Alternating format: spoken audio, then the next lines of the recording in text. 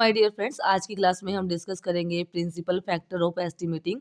तो कौन कौन से प्रिंसिपल फैक्टर है एस्टिमेटिंग के, जैसे कि design time, drafting time, planning and production time, design and manufacture और procurement of special tool and equipment and experimental and research work, labour and material and overhead. तो ये सब सारा फैक्टर्स जो कि कंट्रोल करते हैं एस्टिमेटिंग को, तो इनको हम पूरा डिटेल में डिस्कस करेंगे। अगर आपको वीडियो अच्छी लगती है और थोड़ी सी भी अगर आपकी हेल्प होती है वीडियो के द्वारा, तो आप अपने दोस्तों के साथ ज़रूर शेयर करना और कमेंट करके ज़रूर बताना कि आपको वीडियो कैसी लगी। अगर आपका कोई सजेशन है तो भी ज़रूर कमेंट करके ज़रूर बताना, ताकि मैं आगे से और इम्प्रूवमेंट कर सकूँ। तो दोस्तों शुरू करते हैं। फर्स्ट प्रिंसिपल फैक्टर, जैसे कि डिज़ाइन टाइम। डिज़ाइन टाइम क्या है? Time taken to design a product is called design time. यानी कि डिज़ाइन टाइम वो टाइम है, यानी कि किसी भी प्रोडक्ट को डिज़ाइन करते टाइम पे कितना टाइम लग रहा है। It is estimated either on basis of similar product manufacture earlier और ए जजमेंट ऑफ द डिज़ाइनर।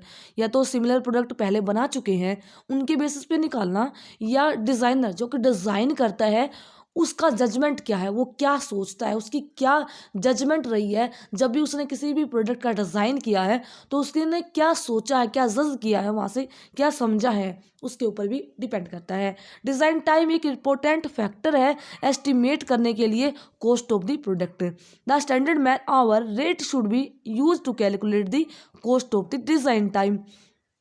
कितना डिज़ाइन टाइम लगेगा, standard man hour rate decide करता है, ये यूज़ किया जाता है कितना डिज़ाइन टाइम लगेगा, यानी कि cost of the design time को डिसाइड करने में हेल्प करती है। उसके बाद आता है drafting time. After designing, designing हो गई है प्रोडक्ट की, नेक्स्ट स्टेप क्या है? ड्राइंग बनाना, इंडिविजुअल कंपोनेंट की ड्राइंग बनाना, प्रोडक्ट की या असेंबली ड्राइंग बनाना, पूरा इंडिविजुअल कंपोनेंट की या फिर असेंबली ड्राइंग बनाना, इनको बोलते हैं ड्राफ्टिंग। तो such drawing are necessary as these are used by different section of industry to manufacture the component। यानी कि ये ड्राइंग रहती हैं बनाने के लिए, यानी कि प्रोडक्ट को मैन्युफैक्चर करने के लिए अलग अलग डिपार्टमेंट जो भी मैन्युफैक्चर करते हैं उनके लिए हेल्पफुल रहती हैं कि क्या उन्होंने बनाना है। तो estimated time taken by the draftman to prepare such drawing is called drafting time. Drafting time क्या है? कितना अंदाजन टाइम लगेगा कोई ड्राफ्टमैन जो कि ड्राइंग बना रहा है, ड्राइंग को बनाने के लिए कितना टाइम लगेगा। It is an estimate on the basis of similar job done earlier. जो पहले से ही जॉब की जा चुकी हैं उनका बेसिस पे एस्टिमेट किया जाता है। The cost of drafting time is estimated on basis of the remuneration to the draftman. यानी कि ड्राफ्टिंग टाइम ऑन दी ये एस्टिमेट किया जाता है जो भी ड्राफ्टमैन को टाइम दिया गया, जितना उन्होंने टाइम लिया है उसी के बेसिस पे टाइम डिसाइड किया जाता है कि कितना ड्राफ्टिंग टाइम लगने वाला है। फिर उसके बाद आता है प्लानिंग एंड प्रोडक्शन टाइम। ये before starting of the production of the product planning की जाती है कि प्लानिंग किस तरीके से वर्क करेगा, कितना पॉसिबल डिफ़िकल्टीज आने वाली हैं कोई भी प्रोडक्ट को बनाते टाइम, प्रोडक्शन करते टाइम में। तो ये सब प्लानिंग करी जाती हैं बनाने से पहले, तो ताकि अच्छे से प्रोडक्शन किया जा सके। प्लानिंग में अलग अलग फेजेस होते हैं, जैसे कि पहला फेज होता है फोरकास्टिंग। फोरकास्टिंग का मतलब ये होता है कि एस्टिमेट करना कि किस टाइप की क्वालिटी क्वांटिटी इन फ्यूचर में ज़रूरत या यूज़ होने वाली है या रिक्वायरमेंट होने वाली है, यानी कि हमें फ्यूचर का अंदाज़ा करना, ये होता है फोरकास्टिंग। एस्टिमेट करना कि किस टाइप की क्वालिटी या क्वांटिटी इन फ्यूचर हमें चाहिए। देन आता है ऑर्डर राइटिंग। ऑर्डर राइटिंग का मतलब ये होता है अथॉरिटी दे देना एक पर्सन को या ज़्यादा पर्सन को कि हम पर्टिकुलर जॉब बनाएंगे, कि हमें पर्टिकुलर ऑर्डर दे देते हैं उसको। देन आता है प्रोडक्ट डिज़ाइन। प्रोडक्ट डिज़ाइन का मतलब ये होता है डिज़ाइन करना प्रोडक्ट को bye collecting information regarding specification, bill of material और ड्राइंग। यानी कि जो भी इंफॉर्मेशन है उनको कलेक्ट करके, जैसे कि क्या स्पेसिफिकेशन होने वाली है, बिल ऑफ मटेरियल में क्या होता है, प्रॉपर मटेरियल रहता है, किस मटेरियल की कितनी क्वांटिटी चाहिए, ड्राइंग बना के सारा एक डिज़ाइन किया जाता है।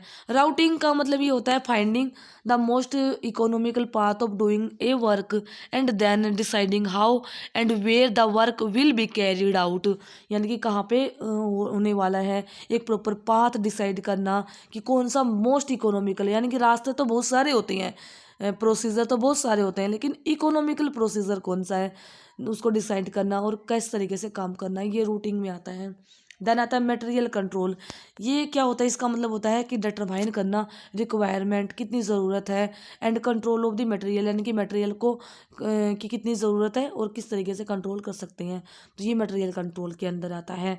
उसके बाद आता है टूल कंट्रोल। टूल कंट्रोल का मतलब ये होता है डिटरमाइन करना requirement and control of the tool use, यानी कि क्या ज़रूरत है, किस टूल की ज़रूरत है और किस तरीके से टूल को हम कंट्रोल कर सकते हैं, ये आता है टूल कंट्रोल में। देन आता है लोडिंग। लोडिंग का मतलब है assignment of the work to the worker machine and equipment. Loading का मतलब है कि कोई चीज़ में लोड लगा हुआ, लोड लगने का मतलब है कि वो पूरा बिजी है, busy in the sense of the assignment. Assignment का मतलब किसको क्या काम दिया गया, क्या असाइनमेंट दिया गया, किसको क्या असाइन किया गया, जैसे कि वर्कर को क्या काम दिया गया, मशीन को क्या काम दिया, इक्विपमेंट्स क्या काम करे, तो ये पूरा लोडिंग है या फिर आइडल है। आइडल का मतलब खाली है वो, तो इस तरीके से यूजफुल रहती है। देन आता है शेड्यूलिंग। शेड्यूलिंग का मतलब होता है fixation of the starting and finishing time for a job. Job के लिए किसी भी पर्टिकुलर जॉब के लिए स्टार्टिंग टाइम क्या रहेगा एंड फिनिशिंग, यानी कि पूरा इतना टाइम में स्टार्ट हो जाएगी, इतना टाइम पूरा प्रोसेसिंग में लगेगा और इस टाइम में पूरा कंप्लीट हो जाएगी। किसी भी जॉब की शेड्यूलिंग करने के अंदर ये आता है।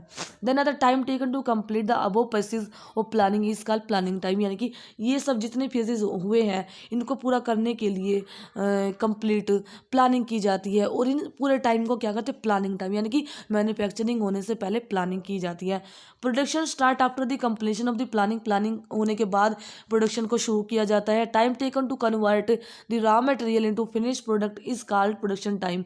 और अगर बात की जाए वो तो प्लानिंग टाइम था, यानी कि प्लानिंग करने में कितना टाइम लग रहा है, और अगर बात की जाए एक रॉ मटेरियल, यानी कि रॉ मटेरियल को पूरा प्रोडक्ट बनाने में जो टाइम लगेगा उसको क्या बोलते हैं, प्रोडक्शन टाइम, यानी कि इस दौरान हमारी मैन्युफैक्चरिंग हो रही है, प्रोडक्शन हो रही है, तो कितना प्रोडक्शन टाइम लगेगा, ये होता है कि किसी भी प्रोडक्ट को शुरुआत से लास्ट तक पूरा बनने में कितना टाइम लगा, वो हमारे प्रोडक्शन टाइम के अंदर आएगा।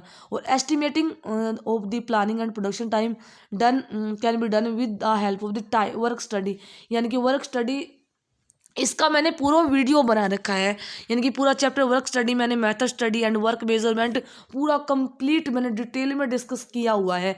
अगर आपने ये वीडियोस नहीं देखी है तो इंडस्ट्रियल इंजीनियरिंग वाली प्लेलिस्ट में अवेलेबल है, सारी वीडियोस आपको पूरा डिटेल में इसका मिल जाएगी, आप उसको देख सकते हो। अगर आपके लिए हेल्प करे तो पूरा आप देख सकते हो, अगर आपने देखना है तो। देन आता है डिज़ाइन एंड मैन्युफैक्चर और procurement of special tool and equipment, यानी कि डिज़ाइन करना, बनाना, मैन्युफैक्चर मतलब बनाना, एंड प्रोक्योर करना, यानी कि जो भी स्पेशल एंड स्पेशल टूल या इक्विपमेंट उनको प्रोक्योर करना, लेके आना अपने लिए, उसको कहीं से अरेंज करना। तो कभी कभी क्या होता है, स्पेशल टूल और इक्विपमेंट यूज़ होती हैं।